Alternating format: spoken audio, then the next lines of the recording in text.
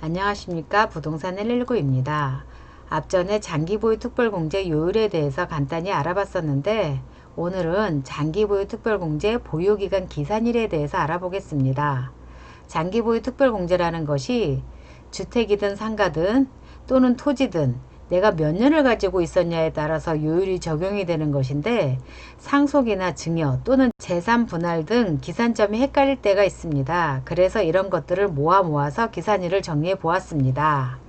기산일을 알아보기 전에 장기 보유에 대해서 간단히 다시 한번 짚고 넘어가자고 하면 장기 보유는 1세대 1주택이나 98조 2에 따른 지방 미분양 주택에 대해서만 3년을 가지고 있으면 8을 곱해줘서 24%가 적용이 되고 최대 10년에 80%가 적용이 됩니다.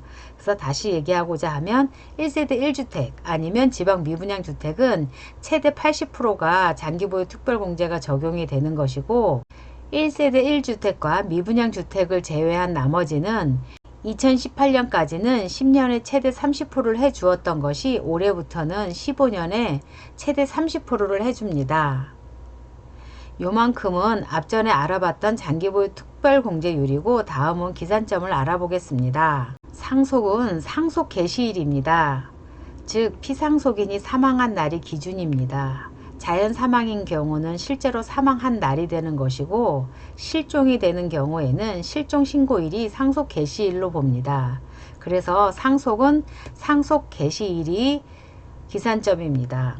증여일 경우에는 증여 등기일이 기산일입니다. 상속이나 증여는 동일 세대에 있다 하더라도 보유기간을 통산하지 않습니다. 그리고 재산 분할일 경우에는 이혼 전 배우자 취득일이 기산일입니다. 다음은 구주택을 멸실하고 주택을 신축한 경우에는 구주택 기간과 신축주택 기간을 통산합니다. 중축된 경우에는 중축일로 기산을 하고 주택이 용도 변경 시에는 주택일 때 사용한 기간을 통산합니다. 그리고 겸용주택인 경우에는 이럴 때 주택이 큰 경우에는 24%에서 80%를 적용해 줍니다. 다음은 다세대에서 다가구로 변경된 경우에는 다가구로 변경된 날부터 기산일로 계산을 합니다. 또 단순 노후로 인해서 재건축이 된 경우에는 공사기간을 장기보유 특별공제에서 포함해주지 않습니다. 그러나 도정법에 의한 재개발 재건축으로 공사가 진행될 경우에는 이 기간은 기간에 포함해 줍니다.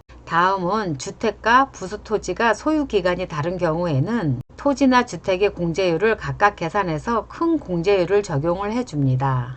또 1주택을 소유한 거주자가 비거주자가 되었다가 다시 거주자로 된 경우 거주자든 비거주자든 3년 이상 보유 시에는 24%에서 80% 적용을 해줍니다. 내가 어디서부터 기산점을 계산해야 할지 잘 체크하시고 한 푼이라도 세금이 절세될 수 있도록 도움이 됐으면 하는 바람입니다.